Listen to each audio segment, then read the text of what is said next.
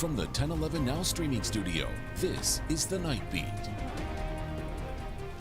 Good evening, I'm Danielle Shenk with your headlines for Tuesday, September 10th, 2024. Nebraska volleyball takes on Creighton in a top 10 matchup. Our 1011 sports team will have those highlights on air and online later tonight. Happening right now, a 15-year-old boy is in stable condition after a shooting at Omaha Northwest High School, which triggered a lockdown. Tonight, police say another student is in custody. The shooting happened around 12:30, and the suspected shooter was found nearby about 30 minutes later. After the lockdown was lifted, students were released classroom by classroom. A mother and son are now sharing their experiences.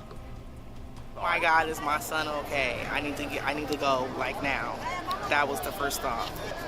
I didn't hear from him right away. I heard from everyone else that he was okay, and it wasn't until I got up here to the school when I heard. Well, we was all coming from lunch. I was just talking to a quick friend, and that's when I seen a couple of my friends running.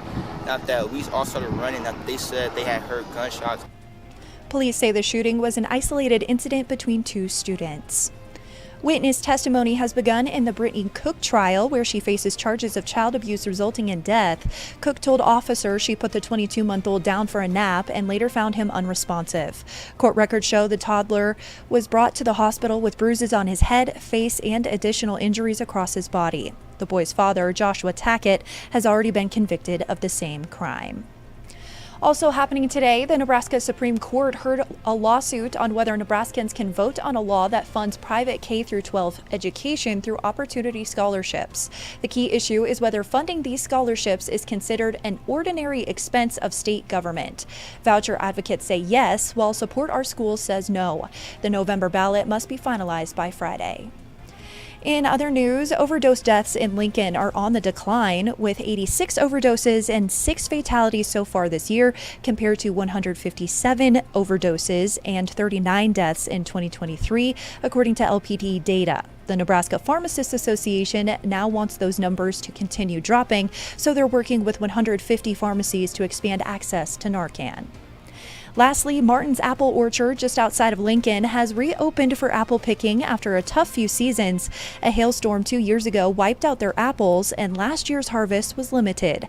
But now the 20-acre orchard is full of fruit, with 15 apple varieties, pumpkins, peaches, and flowers available for picking.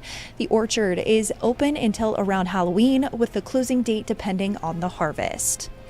Rounding out your night beat is a check of the 7-day forecast.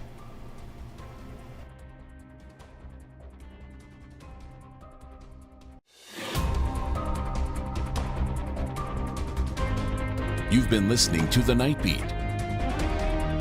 Watch, listen, and stream on the 1011 app on YouTube or wherever you get your podcasts.